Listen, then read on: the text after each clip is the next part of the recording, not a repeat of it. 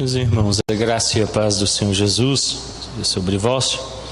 A primeira epístola de São João, capítulo 3, vamos ler do verso 1 ao verso 6.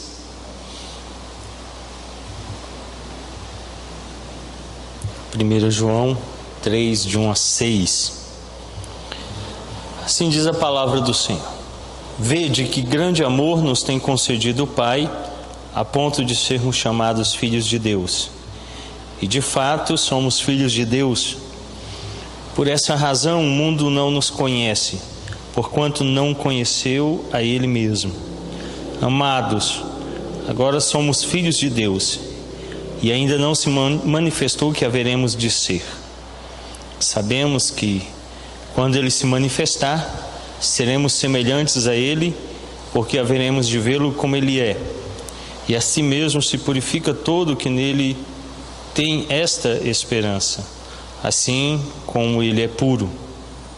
Todo aquele que pratica o pecado também transgride a lei, porque o pecado é a transgressão da lei. Sabeis também que Ele se manifestou para tirar os pecados, e nele não existe pecado. Todo aquele que permanece nele não vive pecando.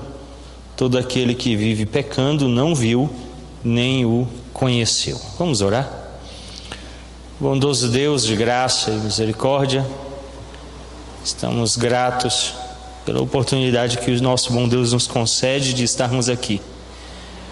Dirige-nos, ó bondoso Deus, dar-nos da Tua poderosa graça, que ela nos guie na compreensão da verdade do Evangelho. É o que rogamos em nome de Cristo.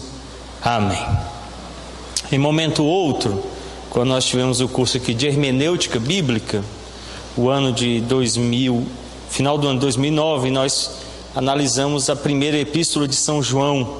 Não se faz tão necessário me deter muito na análise dela, mas primordialmente olharmos o que diz os versos 4 a 6, quando João declara que o estado daqueles que se tornaram filhos de Deus, pelo amor do Pai manifesto a eles, declara que eles então não vivem na prática do pecado.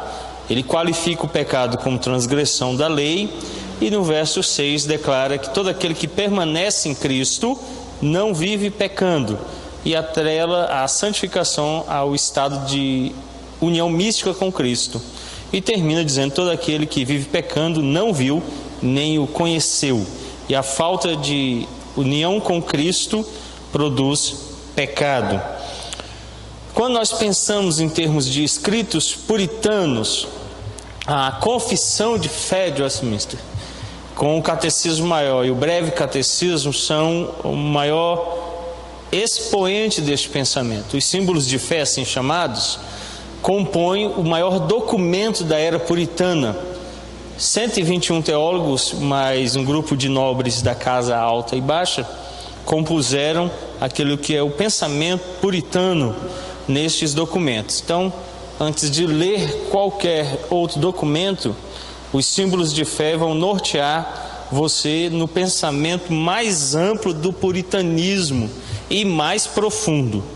Por isso nós vamos tomar hoje não só a confissão de fé, mas também o Catecismo Maior para nos orientar na doutrina do pecado na visão puritana, mas também vamos usar o livro A Fé Cristã, estudos baseados no Breve Catecismo de Westminster, do puritano Thomas Watson. Esse material foi publicado pela Cultura Cristã e, na verdade, ele é um trecho da obra, o clássico de Thomas Watson, resumido. Então não é toda a obra, mas nós já temos aqui um bom exemplo. Ele vai nos ajudar então na compreensão dessa doutrina. A análise do Watson é muito boa. Ele é bem profundo e também prático. É a característica de Thomas Watson ser um puritano experiencial, que aplicava à mente, à alma, o conhecimento bíblico. Tratando a pergunta 14 do Breve Catecismo, o Breve Catecismo foi composto para crianças. Ao analisá-lo, a gente vê qual é grande a distância entre a nossa época e a época dos puritanos, porque ele é um documento bem profundo, apesar de ter sido feito para crianças. Pergunta 14 do breve catecismo declara: o que é pecado? Ao que ele responde: pecado é qualquer falta de conformidade com a lei de Deus, ou a transgressão. Pecado é a transgressão da lei. 1 João 3,4. Quanto ao pecado em geral, Thomas Watson vai declarar: o pecado, ele faz duas observações, em geral, é uma transgressão ou uma violação. Thomas Watson declara o seguinte: a palavra latina transgredir, significa ultrapassar os limites. A lei moral deve nos manter dentro dos limites do dever. Pecado é ir além destes ou dos nossos limites. Vamos entender um pouco. A palavra utilizada no hebraico para pecado significava errar o alvo. A ideia no hebraico era que alguém tinha tirado uma flecha, essa flecha tinha que atingir um alvo, mas por algum motivo ela errou o alvo. Então era mais ou menos isso. O que Thomas Watson declara aqui? A palavra pecado está ligada à transgressão, no latim transgredior, que significa ultrapassar os limites.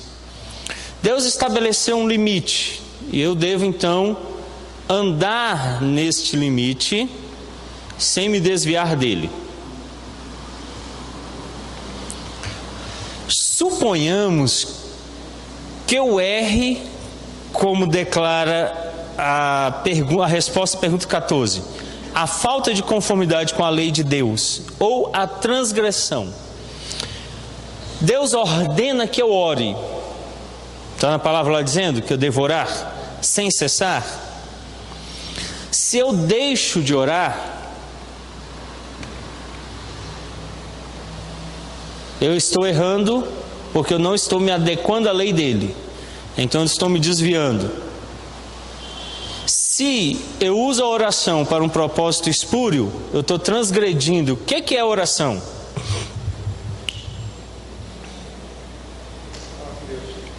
Só isso? Só falar? Eu já falei sobre quando eu cheguei na igreja, o primeiro estudo foi sobre o ser de Deus, para a gente entender quem é Deus. O segundo foi sobre a oração. A oração é falar com Deus nos termos que Ele estabelece. Você quer ver? Como é que você chama seu pai, Fernando? Pai. Qual o nome dele? Você já chegou e falou assim: ô Cirineu, vem aqui. Já fez isso? Não, porque senão não estava vivo, né? Estava morto, né? Ou já chegou e falou assim: ô cara, ô bicho. Eu não sei como é que falam hoje, né? Na minha época era cara, bicho e tal. Na época do Roberto Carlos ainda. Como é que é hoje? Eu não sei. Então já imaginou? Ô velho, né? Nós temos uma norma estabelecida de respeito e conduta que diz o quê? Os filhos devem se dirigir aos pais com respeito. Isso então inclui denominá-lo pai, paizinho, papai, ou como diz os baianos, painho, né? Dependendo muito, se ele estiver mais apressado é painho, se tiver muito, ele não tiver com muita pressa, painho, né? Mais alongado. Mas cada lugar vai ter uma característica, mas essas são as normas para contato. Ou, se você for usar o nome, com respeito, como por exemplo, um dia desses até o diácono Felipe brincou, ele disse assim: estou vendo o dia de você falar no púlpito, você pedir para a mamãe orar. Minha mãe é membro da igreja, eu faço pedir a irmã Meirivam. Por que eu falo irmã? É respeito. Senhora é respeito. Então usar o pronome. É complexo um cara de 41 anos chamar agora pai e mãe de papai, mamãe, né? Então, senhor, senhora, quando em público, né? Ou em situações mais formais. Mas essa linguagem, ela normatiza o relacionamento. Então eu preciso disso. O que Deus estabeleceu de norma para nos relacionarmos com Ele? Eu não posso pedir, nem requerer nada dEle que não esteja na palavra dEle. Eu só posso pedir a Deus aquilo que Ele me autorizou. Então você não pode orar para dizer assim: oh Deus, me ajuda hoje, eu vou ali matar alguém e tal. Não pode. Ele proibiu matar. Deus, eu devo adulterar ou não? Nem ore isso, porque você já sabe que não. Então o princípio de que no relacionamento você deve falar com ele prezando pelo respeito. E há leis. Então quando eu saio dessa lei, então se eu faço uma oração pedindo para eu viver para sempre, isso é correto? Deus, eu não quero morrer nunca, quero ser igual ao super-homem. Por que isso não é correto? Porque na lei dele ele disse que é no máximo 90 com muita canseira. E você vai ser visitado pela morte, a não ser que ele volte antes. Mas mesmo assim, a vida eterna que eu vou adquirir não é fruto do meu pedido ou desejo. Ela não tem nada a ver com o meu bem-estar, com minha continuidade. Ela é fruto da ação de Cristo em mim, que me ressurge para a honra e glória do nome dele. E eu vou ressurgir para servi-lo. Nós vimos isso já em Apocalipse. Lá no céu a gente vai trabalhar, nós vamos ser servos a serviço dele. E domingo eu falei um pouquinho sobre isso, um louvor para sempre no céu. A ideia contida aqui é que eu quero viver para sempre, para ter uma vida boa, de coisas boas, sem enfermidade, sem angústia, dor, nada disso. Então, eu não posso sair para nenhum lado. Por exemplo, ele me ordenou que eu leia a Bíblia, não ordenou? Então eu posso me desviar de duas maneiras. Eu posso não ler o que é pecado, que ele ordenou que eu leia. Ou eu posso me desviar lendo por ler. Alguém leu a Bíblia aqui hoje? Vem aqui na frente e faz uma pregação de 15 minutos para a gente sobre o que você leu. Estou brincando. É só para ver se entendeu. Porque se entendeu dá para explicar, não dá? Pregação é explicação. Agora se leu sem entender nada, só para cumprir tabela, marcou o xizinho lá não tem a leitura anual? Leu, marcou um X, é igual, lembra da zebrinha quando apareceu no final do Fantástico? Aí ia marcando os quadrinhos. E da telecena que passa lá no SBT, você fica angustiado para ver se acertou, né? Você riu, porque tá vendo, se o cara disser assim, o pastor vai chamar para conversar, né? Vamos, cuidado, não é com vício, pode estar indo pelo mau caminho, então se ganhar divide. É brincadeira a última parte, tá? Bom, a ideia não é essa. Eu preciso ler por qual motivo? Para crescimento espiritual, não é só para marcar xizinho. Então eu posso ou transgredir ou não viver em conformidade. Me conformar. Conformar é assumir a mesma forma, é transmutar-se para a mesma aparência. Então, quando eu vivo na lei, eu me assemelho a ele. Toda vez que eu me desvio da lei, por ação ou omissão, não mate. Bem, eu não mato, mas também eu não dou vida a nada. O que adiantou? Bom, eu não deixo de ler a Bíblia, mas também quando eu leio não teve sentido nenhum. De que adianta? Olha, eu não oro, mas quando eu vou orar, eu oro só para o meu bem. Que oração é essa? Então, ou um lado ou outro. Então você precisa ter o princípio da lei para guiá-lo. Daí então, o Thomas Watson vai declarar o seguinte: o pecado é contrário à perfeita lei de Deus.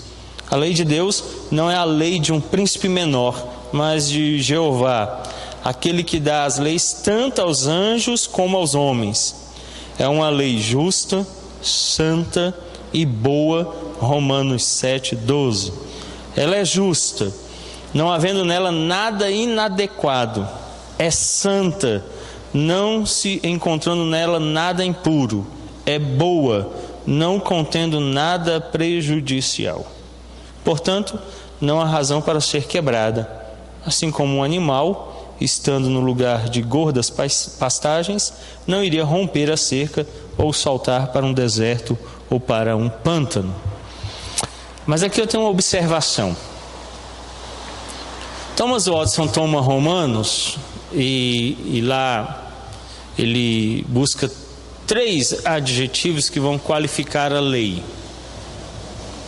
Nós vimos que no breve catecismo, os puritanos resumiram o pecado como a falta de conformidade, quando eu não me conformo ou quando eu quebro a lei.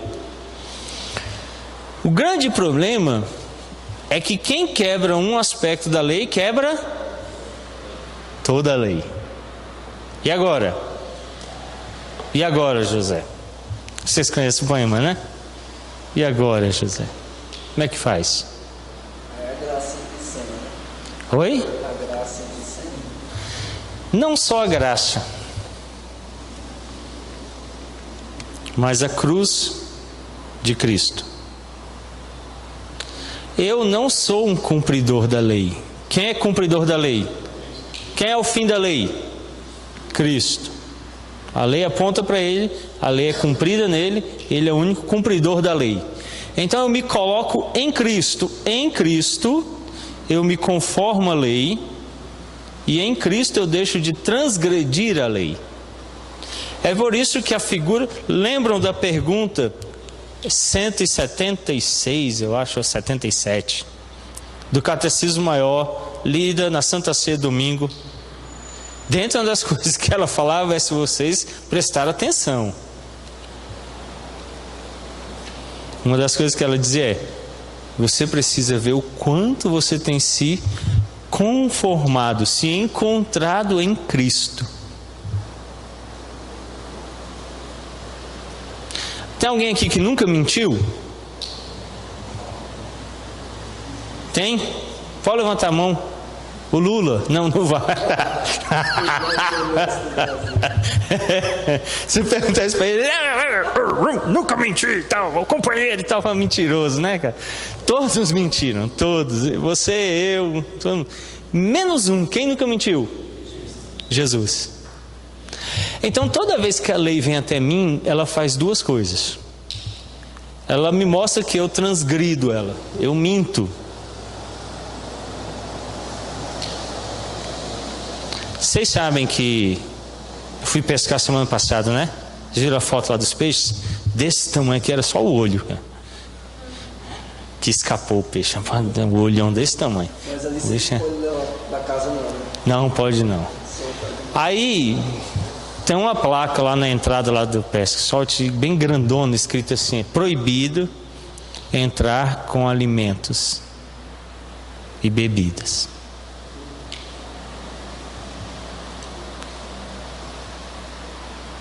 Aí eu cheguei em casa, a esposa perguntou assim: comeu? Eu falei assim: comi.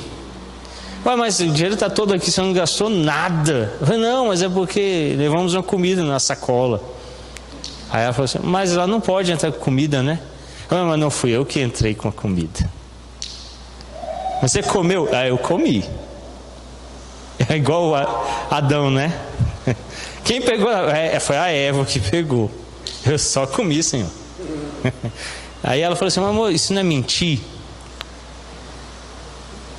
Então, vocês fiquem sabendo que o pastor mente. Ele mente. Ele mente na presença dos presbíteros, tinha presbítero junto, dos diáconos, que tinha um diácono junto. E aí a esposa puxou a orelha. Ela falou assim: é errado. Você está errado. Você não pode fazer isso. Então eu vi que eu sou um transgressor da lei. Eu saio da lei. Então eu preciso me arrepender.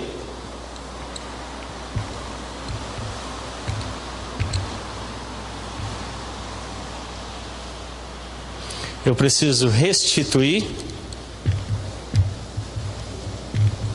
Aí vem a parte mais engraçada. Eu liguei lá, a mocinha entendeu, e eu falei assim: olha, eu estou ligando porque eu te vi semana passada e eu preciso falar com o proprietário.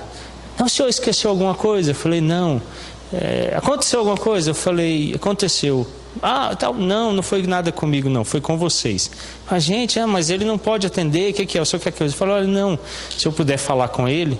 Ela, não, mas me diga que eu vou falar para ele. Eu falei, olha, eu entrei com comida escondida. Ela, não, todo mundo entra. Aí eu falei, não, mas é errado, né?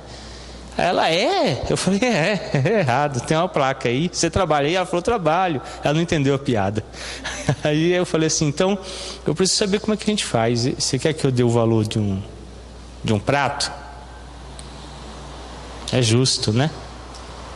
Ela, não, esquece isso, deixa pra lá, já passou. Alguém reclamou com o senhor? Eu falei, não. Às vezes os meninos reclamam, a gente já disse que não é para reclamar. Eu falei, não é isso. Se ele reclamar, ele está certo, não briga com eles, não. Eu estava errado, eu fiz errado, eu preciso corrigir. Então vamos fazer o seguinte, não faz mais isso não, tá bom? Eu falei, não, eu já sei disso. O Espírito Santo já me falou isso. Eu só quero consertar com vocês. Não, mas a gente nem está sabendo, só tem medo que esteja filmando, foi? Eu falei, não. A preocupação não é essa. Ela acha que é um problema com um local e tal. Eu falo, não, é um problema com o coração. E no final das contas não deu para resolver lá não, começou a complicar mais, eu pedi desculpa e falei, eu não vou mais fazer. Mas eu preciso andar em conformidade. O grande problema é que eu sou bem pecador. Aí eu conto ela R$35. É só o prato, um pratinho pequeno lá. A entrada é 40. Isso quer dizer que quando eu como eu pago 2 entradas, né? Mais refrigerante, que é R$7, R$6,50. Eu pago 2 entradas. Aí meu coração fica pensando, rapaz, mas esse cara está roubando.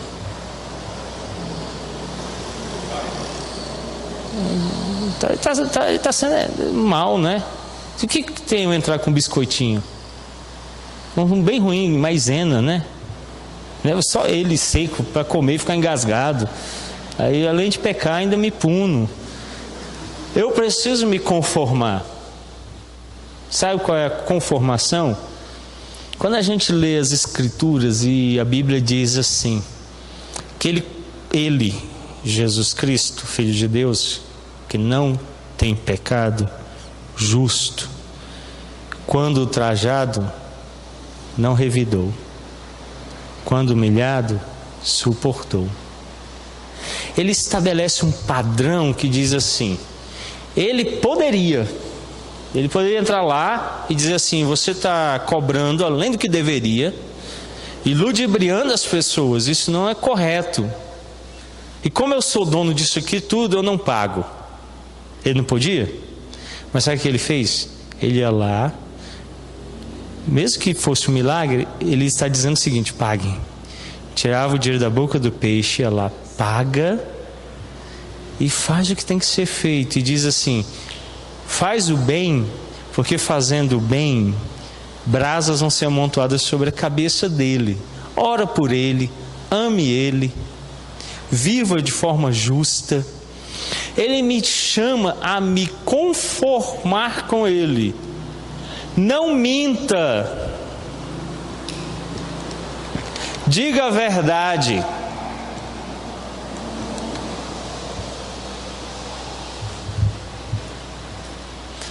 Então, toda oportunidade que eu tiver agora lá de falar a verdade, eu tenho que dizer a verdade. Olha, o que está acontecendo aqui não é justo. Isso, há injustiça. Mas eu vou pagar mesmo assim, porque quem paga é quem comete a injustiça. Então eu me conformo com a lei, em Cristo. Não sou eu não, tá?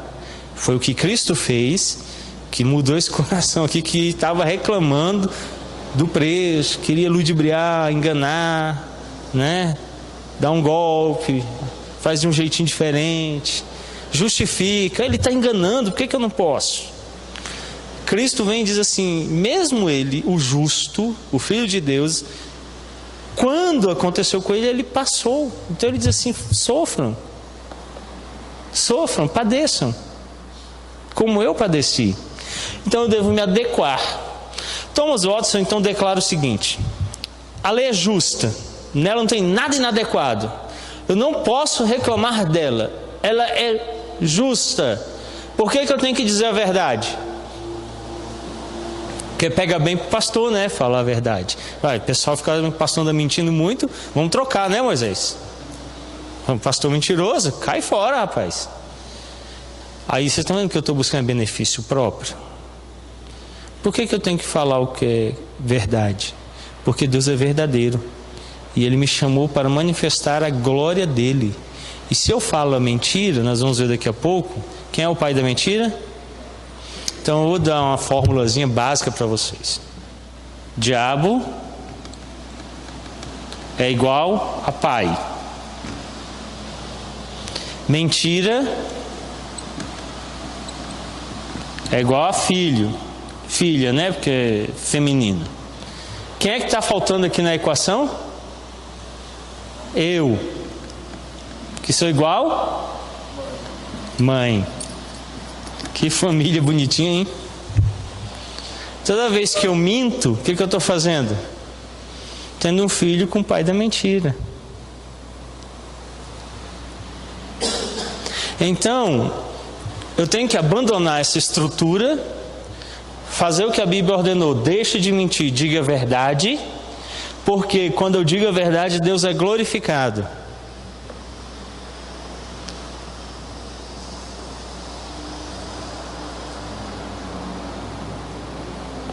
E eu acho que não está tão oculto lá que eu seja pastor, não, que o pessoal vai pescar lá comigo e fica assim: pastor, a vara!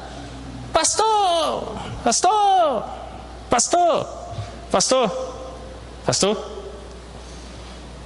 Eu acho que todo mundo já sabe que eu sou pastor. Então, quando eu minto, eles veem que eu sou pastor. Mesmo que não vissem, eu devo dar um testemunho claro de que eu sou filho de Deus. Lembra que eu disse lá 1 João? Agora que vocês são filhos de Deus, então vocês levam a paternidade.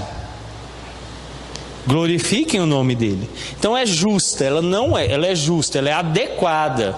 Aí, inadequado sou eu. Aí o Watson declara assim: ela é boa, não contendo nada de prejudicial. Se eu deixar de mentir e passar a falar a verdade, prejudica alguém? Sim. O diabo. Peguei, irmão Dilson. Eu te peguei. É o único. É o único. A Bíblia diz lá que tem algum mal praticar o que é bom? Não. Tem lei nenhuma. Você já viu alguém ser preso que falou a verdade? Alguém morrer que falou a verdade? Não tem punição para essas coisas. Então, ela é prejudicial para o meu eu pecador, para o diabo, mas ela é boa em si. Outra coisa que ele diz, que ela é santa, não se encontrando nada impuro nela. Então ela não tem nada impuro, ela é santa, ela é boa, totalmente separada. Quando eu vou viver a lei em Cristo, eu vou me adequar, entrar em conformidade com tudo isso. E eu passo a viver tudo isso, a apresentar toda essa verdade. Portanto, não há razão para ser quebrada. Não tem nada que você possa usar para dizer assim que a lei foi quebrada, porque ela tem tudo isso aqui. Ao que então ele diz assim, que isso deve nos conduzir a um segundo passo, algo que os puritanos prezavam demais em relação ao pecado, que é uma doutrina esquecida em nossos dias: a odiosidade pelo pecado. Vou mostrar que coisa odiosa e execrável é o pecado. Ele é a complexidade de todo o mal, é o espírito do mal destilado. A Escritura o chama de coisas condenadas. Josué 7,13, abra a Bíblia de vocês lá. Josué, capítulo 7, o verso 13. Quem encontrar pode ler.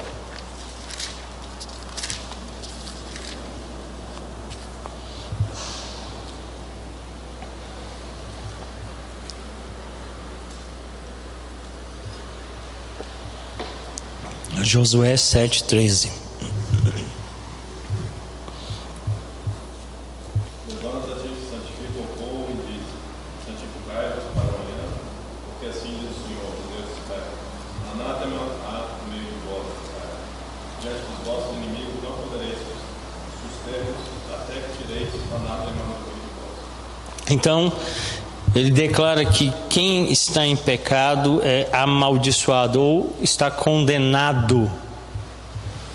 Por isso que Thomas Watson declara que o pecado é relacionado aqui como coisas amaldiçoadas ou condenadas. Comparado então com esse exemplo, ele traz um outro exemplo. O apóstolo usa para o pecado a expressão sobremaneira maligno. Romanos 7:13. Alguém leia, por favor.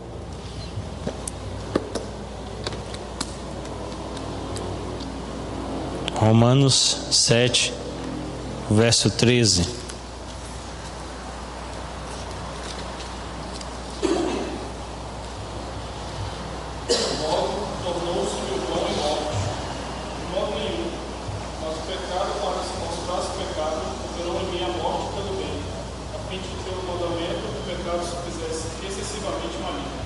Então, excessivamente maligno ou sobremaneira maligno.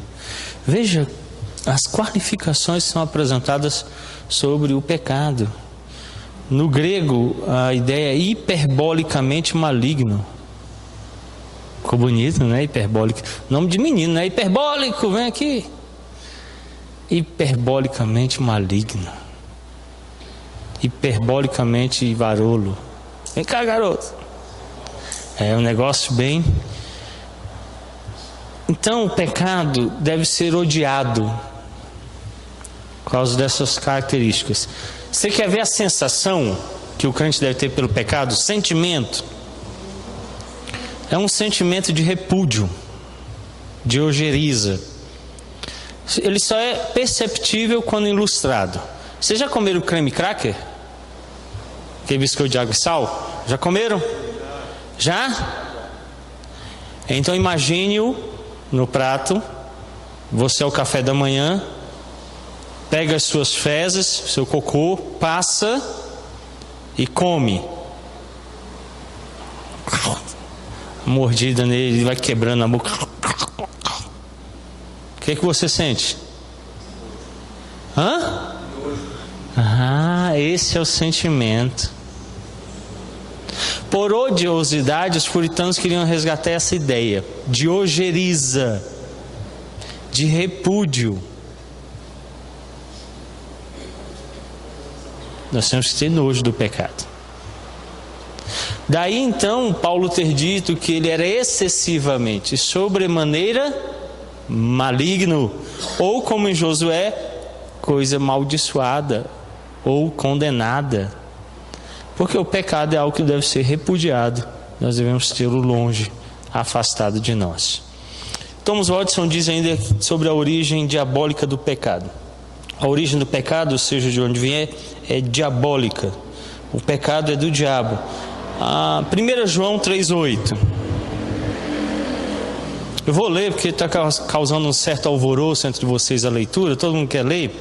Para não acontecer confusão, eu vou fazer a leitura. 1 João 3,8. Aquele que pratica o pecado procede do diabo, porque o diabo vive pecando desde o princípio. Para isso se manifestou o Filho de Deus, para destruir as obras do diabo. Então, quem pratica o pecado procede do diabo. Por isso, o diabo e o pecado estão intimamente ligados. Thomas Watson declara então que o pecado é do diabo, pertence a ele e está intimamente ligado a ele. Satanás então foi o primeiro protagonista do pecado, o primeiro tentador a pecar. O pecado é o primogênito do diabo. Então, pecar significa estar ligado ao diabo. É aquela imagenzinha aqui, né? É uma família. Então, quando João começa declarando no Evangelho que o diabo é o pai da mentira, E agora na epístola ele diz assim: vós sois filhos de Deus. Lembram do que Jesus disse para os fariseus lá em João 8:44? Vosso pai é o diabo. É por isso que vocês fazem aquilo que agrada o coração dele. Então a paternidade muda. Ela troca. E nós agora vivemos para agradar a Deus, não ao diabo. Para servir a Deus e não ao diabo. Para praticar as obras da justiça e não as obras das trevas. Thomas Watson ainda declara que a natureza maligna do pecado. O pecado é maligno em sua natureza. Considere o seguinte em relação a ele. Primeiro, o pecado é algo que corrompe. O pecado não é somente uma apostasia, mas uma corrupção. O pecado nas Escrituras é comparado a uma coisa imunda. Isaías 30:22. Abra lá a Bíblia de vocês. Profeta Isaías, capítulo 30, o verso 22.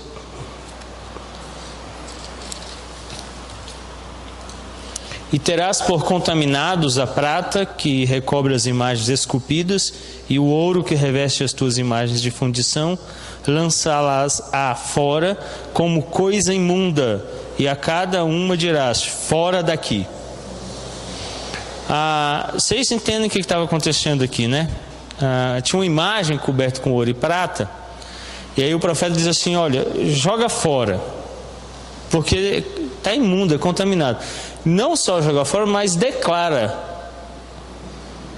limpa o coração, porque ainda pode ficar a ideia assim: vai, se derretesse aquele ouro, hein? E dá para comprar tanto livro de teologia. Aí ele fala: não, dispensa, esquece, porque está contaminado, vai trazer contaminação, e você então deve esquecer, lançar fora. Outra ideia está presente lá em 1 Reis 8:38. 1 Reis 8:38.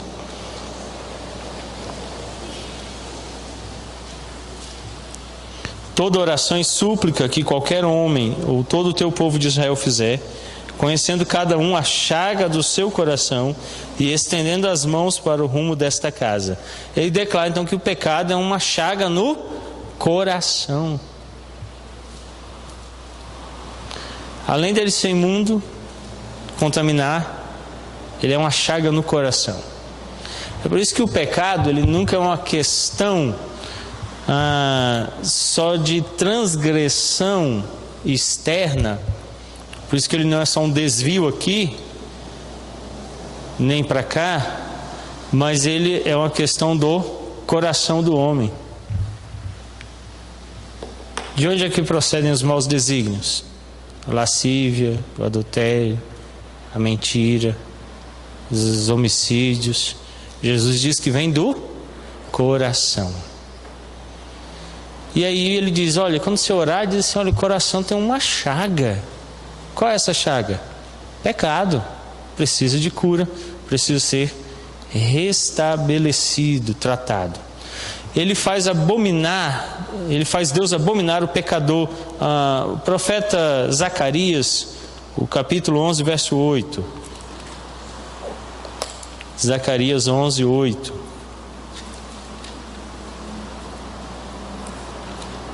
Diz assim: dei cabo dos 3 pastores num mês, então perdi a paciência com as ovelhas, e também elas estavam cansadas de mim. Ele disse que tinha matado 3 pastores já, e tão chateado que até as ovelhas foram junto agora. 11:8. Que cacetada, né? Paulada forte. E quando um pecador percebe seu pecado, ele abomina a si próprio. E o profeta Ezequiel fala isso no capítulo 20, o verso 43. Ezequiel 20, 43. Ali vos lembrareis dos vossos caminhos e de todos os vossos feitos com que vos contaminastes, e tereis nojo de vós mesmos, por todas as vossas iniquidades que tendes cometido. E ele diz que quando a gente começa a olhar para dentro da gente, só tem uma frase: miserável homem que sou. Ou como disse o profeta Isaías: ai de mim, vou perecer. Então, o reconhecimento da nossa condição de queda. O pecado, ele imprime a imagem do diabo no homem. A malícia é o olho do diabo, a hipocrisia seus pés fédidos. Ele transforma o homem em um diabo. João 6,70, alguém, por favor, faça a leitura deste texto. Evangelho de São João, capítulo 6, o verso 70.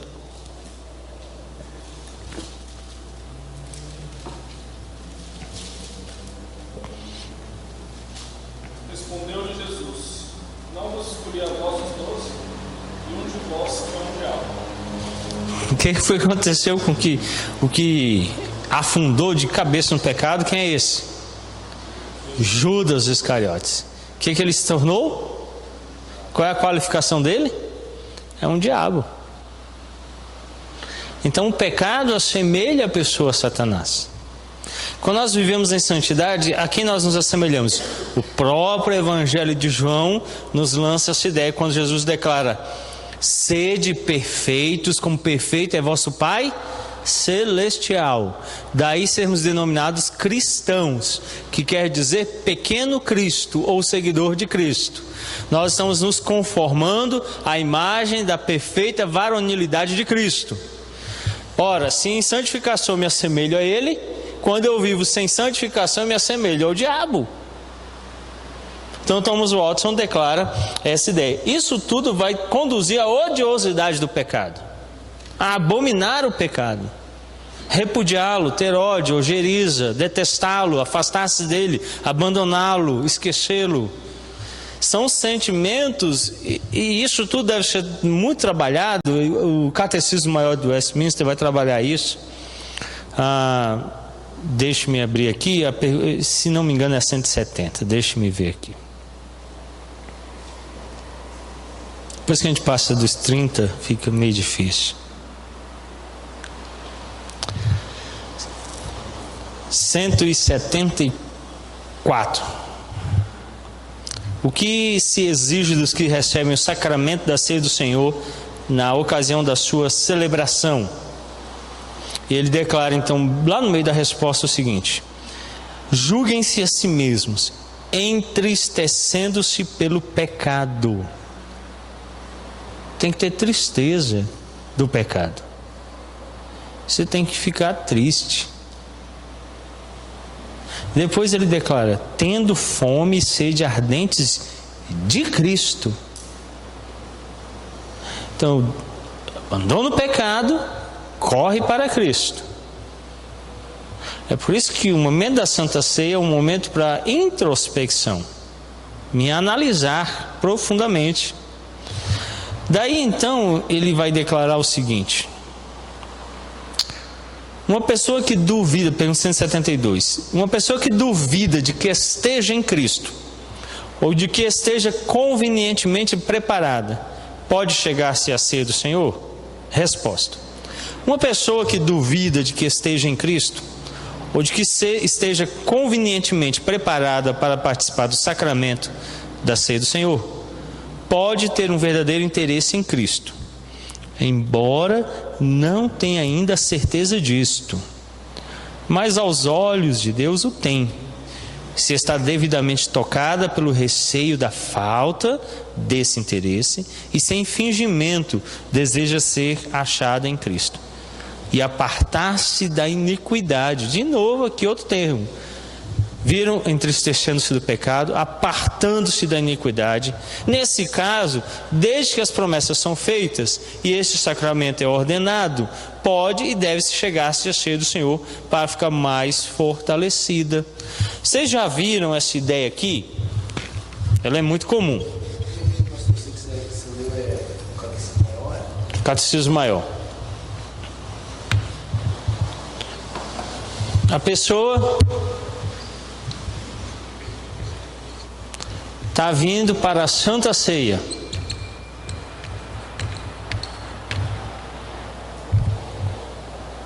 Saindo de casa.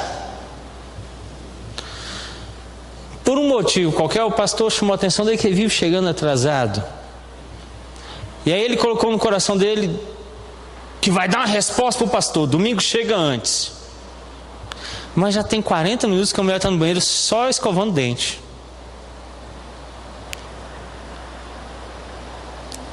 Aí ele chega lá, escova num dente. Mulher, estou limpando dente. Aí vai para o segundo. Quantos dentes tem na boca?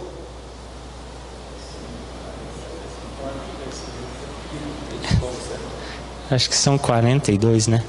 Aí ele, calma, eu estou acabando. E ele olha para o relógio. Quando finalmente ela termina, ele, até que enfim, vamos embora. O carro já está ligado, ela, vou arrumar o cabelo. Aí começa a passar escova, tem um secador, depois vem a chapinha, depois vem o creme, chapinha de novo, secador de novo. Esqueceu de passar um creme, tem que lavar tudo de novo para começar de novo o processo. Que sem aquele creme não fica enrolado a ponta. Aí volta e o cara tá lá, rapaz, vamos embora, já tá na hora, tem que ir. Aí quando termina ela, lembrei que hoje eu combinei com a fulana que a gente é todo mundo de cabelo, como é que ia contar assim? Ondulado. Tem que tirar. Aí, não, mulher, vamos, calma, meu bem. Aí vai lá, molha tudo de novo para ele ficar ondulado. Ele já está meia hora atrasado. Ele entra no carro e fica acelerando para ver se ela vem. Aí tal, passando batom e tal. E aí ele, bora! E ela entra no carro, baixa o espelho e começa a terminar de passar delicadamente. Ele faz uma curva, ela. Aí ela já briga com ele. Mas você não me ama. Lembra no ano de 1999, 8h48 da manhã, uma terça-feira, que você fez isso? Aí ele, mulher, nem lembro que teve 99. Aí ela, mas você fez. Aí começa a briga, né? Entra no estacionamento da igreja, virando o carro, estaciona, bate a porta, pá! Aí ele entra no culto, já fervendo e tal. E o cara diz pro irmão lá que você ama ele. Eu amo ninguém, nem você. Que raiva. Aí vai a ceia. Ele diz assim, eu não posso tomar Santa Ceia hoje porque eu estou em pecado. Vocês já ouviram isso?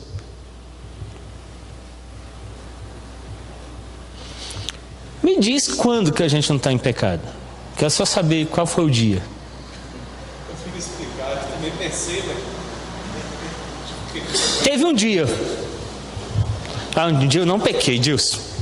Fiquei parado, fechei o olho, prendi a respiração. Não faço nada hoje eu não peco. Rapaz, eu sou bom demais. Eu já tenho 15 minutos sem pecar. Que cara bom. Se eu pudesse me sentar no trono de Deus.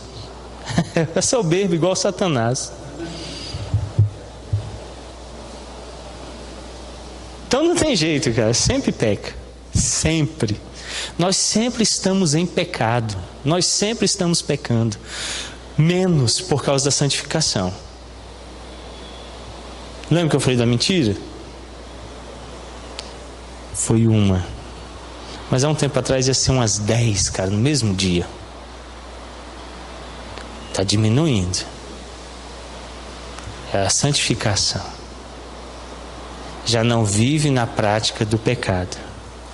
Mas se pecar, ele é o nosso advogado. Então a gente deixa de viver praticando, ainda peca, mas quando pecamos, recorremos a ele. Então vai diminuindo o pecado e a santificação vai crescendo. Mas mesmo assim ainda somos pecadores. Quando a pergunta trata disso, ela está dizendo, quando você vem, você pode ter uma dúvida. Caramba, eu briguei tanto hoje com a mulher. Eu estava tão chateado com o pastor porque ele chamou minha atenção para eu chegar na hora no culto. Isso tudo é pecaminosidade. Será que eu sou crente? Será que eu estou indo no caminho certo? Aí ele diz assim, olha, mesmo que você pense que não esteja, mas você tem um sentimento sincero de resolução. Você quer mudar. você deseja verdadeiramente ser transformado, você deve participar, porque ela fortalece contra o pecado. Ela vence o pecado. É igual remédio ruim. Eu digo que quanto mais amargo, melhor o remédio. Que o cara sara só para não beber mais. Toma, um negócio tão ruim que eu vou sarar para não ter mais que beber. Então a Santa Ceia, ela faz isso. Ela me confronta nos meus pecados, ela me acusa para que eu os deixe, para que eu os abandone. Ela me fortalece, ela me dá Cristo. E ora, Cristo é o Cordeiro de Deus que veio tirar o pecado do mundo. Então, quando eu tomo dele, me aproprio dele, da obra dele, mas eu venço o pecado. Então eu não estou autorizado a deixar de ir, porque é isso realmente que o diabo quer, mas eu devo ir. Ok? Então, quando Thomas Watson diz que nós vamos abominar, quando nós vamos detestar, quando nós vamos deixar o pecado, é esse processo de santificação que ocorre na participação da ceia, da vida cristã, na oração, ouvindo os sermões, vivendo em comunhão com os santos. Cada passo desse, cada meio de graça vai me sustentando, alimentando, para que o pecado vá sendo morto, como Joe Owen vai declarar, a mortificação do pecado. Sim.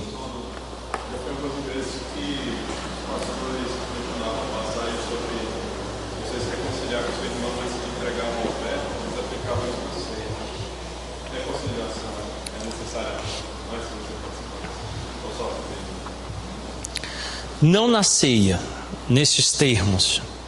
Vamos entender o que era que a passagem estava requerendo primeiro. Primeiro ela estava falando de um rito que já não ocorre mais, né? Que era a oferta. Não é a oferta que tipo no gasofilácio, não. Não é essa. Era um sacrifício que era oferecido no templo em relação aos pecados. Mas como é que eu estou tirando a vida do inocente com derramamento de sangue, se eu não estou disposto a reconciliar, a tratar do pecado? Como? Então ele diz, primeiro vai lá, resolve. Suponhamos que devesse a ele alguma coisa, tivesse que restituir alguma coisa, resolver alguma coisa. Depois disso feito, volta lá e faz a oferta. Com a vinda de Cristo, o que acontece? Ainda é necessário, mas a posteriori, não precisa mais ser com antecedência, porque eu não vou precisar ir lá no altar, Cristo vai por mim. O que aconteceu com Zaqueu em Cristo? Zaqueu tinha defraudado as pessoas, ele tinha que receber 100 denários de imposto. Esses 100 ele tinha que repassar a Roma. Isso aqui para o judeu já era terrível. Zaqueu, além de tirar os 100, ele ainda colocava lá mais 50 denários para ele. Então as pessoas o odiavam porque ele servia a Roma e odiavam porque ele roubava para ele mesmo. Ele fala assim, já que eu vou ser odiado, vou ter uma boa mansão, né? Vai lá um triplex, né? Ou uma chácara lá em... Como é que é o nome do lugar? Atibaia. Pelo menos todo mundo está me odiando, mas eu estou bem. Não, ele era barbudo, falava assim, não tinha um dedo, era um cara odiado mesmo. Mas ele estava vivendo bem, tinha dinheiro. E aí ele de repente vê Jesus e abandona esse estado de pecaminosidade, de amor ao dinheiro e se converte. O que Jesus orientou ele? Vai lá, restitui, só os 150? A lei dizia que ele tinha que dar 2 vezes. O que ele fez? Ele aumentou a restituição. E no fim ainda diz que ele pega o que ele tinha, vende e dá para os pobres. Paulo declara, quem roubava, não roube mais. Trabalhe para ter o que sustentar a si mesmo e ajudar o necessitado. Qual o melhor remédio para quem ama o dinheiro? Dá tudo que você tem. Você ama as coisas, até rouba para tê-las, dá tudo, porque isso vai destruir o seu coração pecaminoso. Então ele foi fazer isso tudo depois que ele creu em Jesus. Quando eu venho à ceia, ela não é uma oferta oferecida, porque ela já foi feita uma vez por todas. O sacrifício foi realizado e nós estamos cobertos nele. Mas quando eu venho, é exigido de mim que eu tenha diante de Deus reconhecimento disso, para que eu não me torne réu. A exemplo de: eu minto, sei que menti, reconheço que menti, mas não faço nada em relação a isso. E para piorar tudo, ainda minto para Deus. Você acha que eu posso vir à ceia? Eu tomo cálice da ira. Então é exigido de mim que pelo menos eu diga assim: Senhor, eu não estou conseguindo tratar daquela mentira, não estou conseguindo procurar a pessoa, resolver, dar resolução e falar a verdade como ordena a Escritura. Fortalece-me, ajuda-me, eu estou aqui por isso. No mínimo, o reconhecimento da incapacidade e o rogo de ajuda. Cuidado com o pensamento de que vou roubar e depois peço perdão. Um cristão nunca faz isso. Então tem uns que falam assim: eu vou... Não pensa no que você vai fazer, mas chega aqui na presença de Deus e diz assim: Senhor, eu tinha que ter ido lá resolver, eu não fui, porque o meu coração não me deixa fazer isso, eu estou com uma luta terrível, me ajuda. Isso é sincero e é um pedido sincero. E aí depois se disponha a essa ação. Agora, vim sabendo que tem um pecado, não dando tratativa ao pecado e fingindo que está tudo bem, ele diz que esse come juízo para si, pode ficar enfermo e pode até morrer. Então, é esse o problema. Não diz respeito à ceia ali, então, porque a ceia não é oferta, nem a oferta do gasofilácio, era outro tipo de oferta. Mas o princípio estabelecido lá é: toda vez que você vem a Cristo, por que você está requerendo algo que você não está concedendo? Lembram da oração do Pai Nosso? Que Ele nos ensinou a orar, Ele não orou. Ele nos ensinou: quando vocês orarem, digam assim, porque Ele não precisou fazer. O que Ele diz lá? Perdoa-me como eu... Qual é o princípio de perdão? Dá para mim o que eu estou dando. Então como é que eu venho à ceia, participo de Cristo, rogo a Cristo perdão e não concedo perdão? Ou resolução de problemas. Então eu posso vir com os problemas não resolvidos? Posso, mas eu preciso ali dar o start, para a resolução, pelo menos.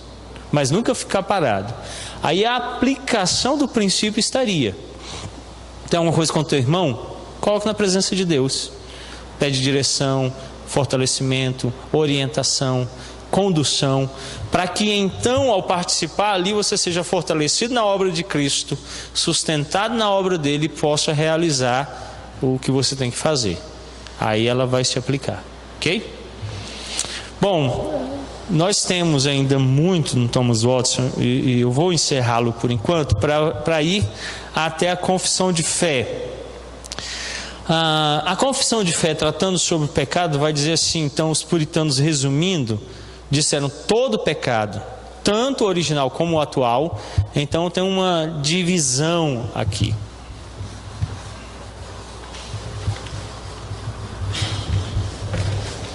Os puritanos, quando trataram da doutrina do pecado, trataram sobre o pecado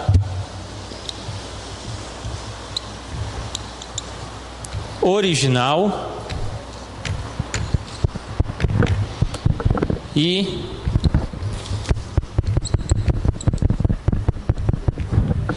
o pecado atual, ou os pecados atuais.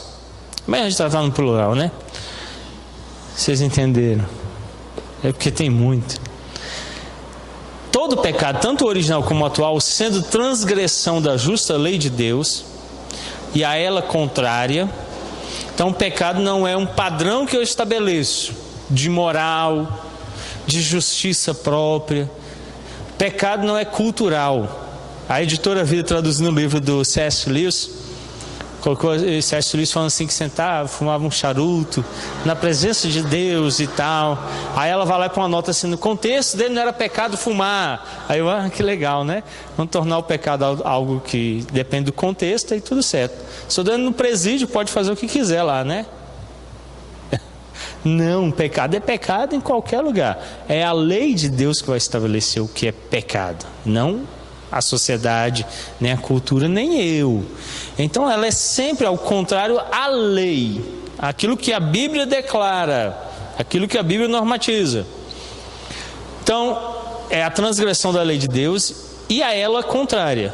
Torna pela sua própria natureza culpado o pecador, e por essa culpa está ele sujeito à ira de Deus e à maldição da lei, e portanto exposto à morte, com todas as misérias espirituais, temporais e eternas. Como ele dividiu aqui, tem duas coisas que a confissão de fé vai declarar. Primeiro, ele está sujeito à ira de Deus. Pecado traz sobre toda a humanidade a ira de Deus. É a seção 6ª do capítulo 6. E traz a maldição da lei. Duas coisas. Quando nós cremos em Cristo, imediatamente a ira de Deus é aplacada, porque quem sofreu a ira de Deus no nosso lugar? Cristo. Mas a maldição da lei ainda continua sendo aplicada. A gente ainda continua passando por ela, que aqui a gente, Jesus denomina de consequências do pecado, né? As consequências do pecado, que só vão se extinguir da glorificação. Até o dia da glorificação acontece. Como muito chocolate, são quadrados, né? Essa semana a Elaine comprou 2. É por isso que eu falei de chocolate. Comprou ao leite e o meio amargo, porque não achou amargo. Aí eu falei, serve, que eu gosto de chocolate mesmo. Aquele negócio que não é chocolate não vale. Aí trouxe o meio amargo para mim. Ninguém quer porque é amargo. Não tem amargo nenhum, menos que jiló. Jiló é uma delícia, né? Frito, farinha. É bom, vamos comer junto amanhã. Aí caí no chocolate. Não porque fosse necessário, porque eu tinha almoçado bem, mas é porque depois você come uma, tem que comer 2, tem que comer 3. Aquele Pato Donaldzinho, capetinha vermelha aparece no ombro e come assim, come mais, por que você vai comer? É seu, rapaz, o que te impede? O dinheiro é seu e tal, né? Se não comer, isso é coisa do PT. Aí eu, que raiva, vou comer tudo. Comi tudo. Aí o que aconteceu? Qual é a consequência? Meu organismo não foi feito para comer muito chocolate. E eu peco contra o meu organismo. Aí dá dor de barriga. Tem como fugir dessa consequência? Você vai sofrer ela. Você vai padecer ela. Então toda vez que eu cometo pecado, ou pecados aqui, não o pecado original, que esse já vem, eu sofro consequências. Quando eu minto, as pessoas param de confiar em mim. Quando eu roubo, pode ir para a cadeia, ou as pessoas podem trancar a casa quando me veem. Sempre vai ter consequência.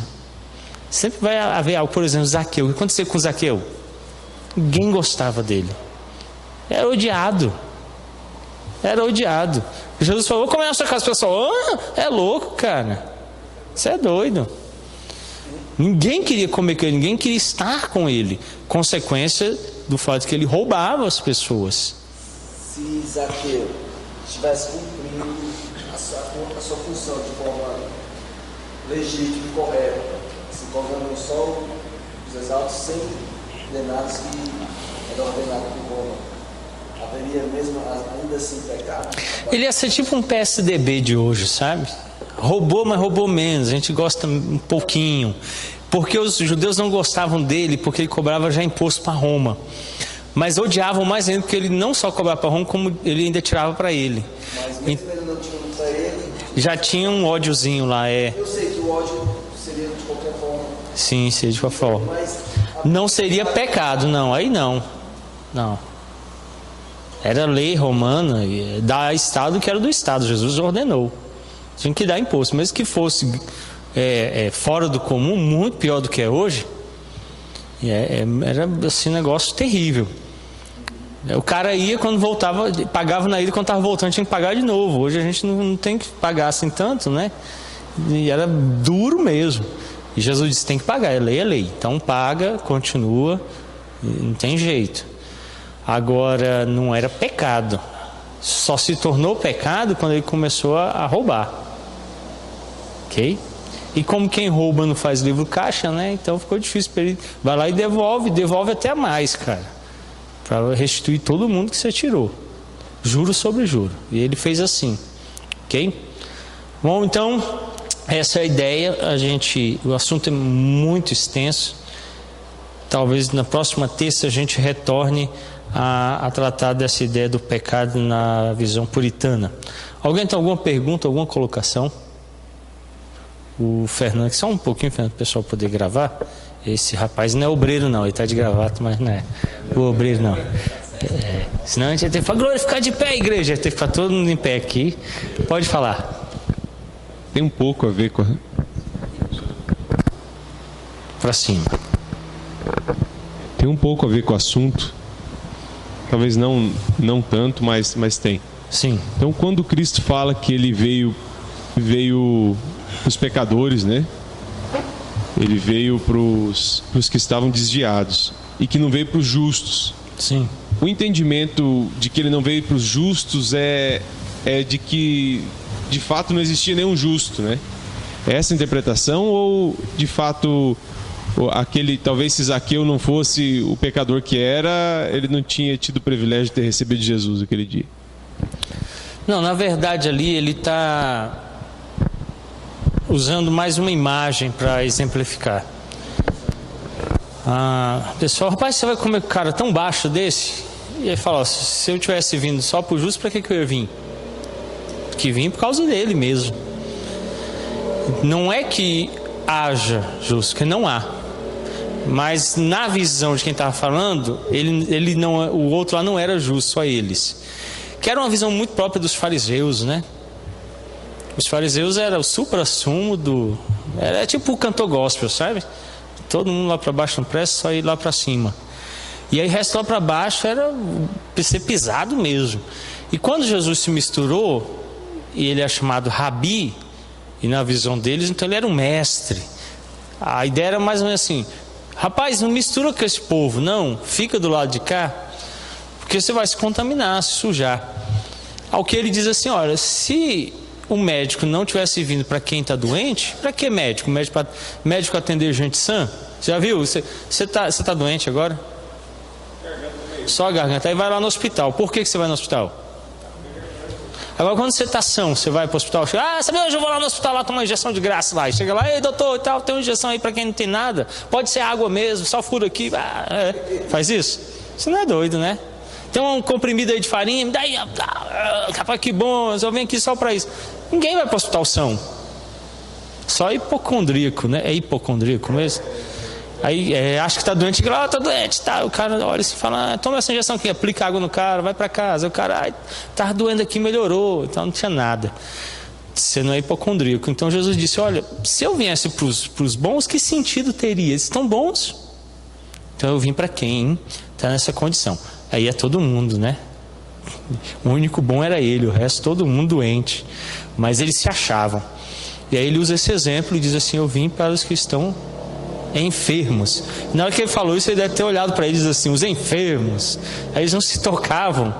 Mas a ideia era essa, entendeu? Não que houvesse um grupo de justos, um outro grupo. É só exemplificando. Bom?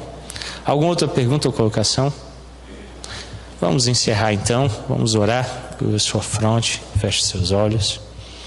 Bondoso Deus de graça e de misericórdia. O pecado é a falta de conformidade ou a transgressão da lei. Mas a lei aponta o que somos. A lei faz com que o nosso homem interior se manifeste, que a nossa pecaminosidade seja apontada.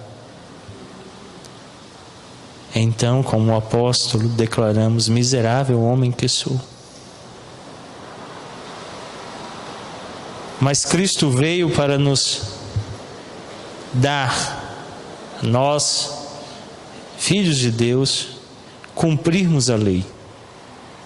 Quando nós o tomamos para nós, em sua obra redentora, crendo nele com fé, arrependidos de nossos pecados, e vivemos nele, por meio dele, para ele. Pois ele é o verdadeiro cumpridor da lei, o justo. Ele foi o único que o Pai disse em quem se comprasse.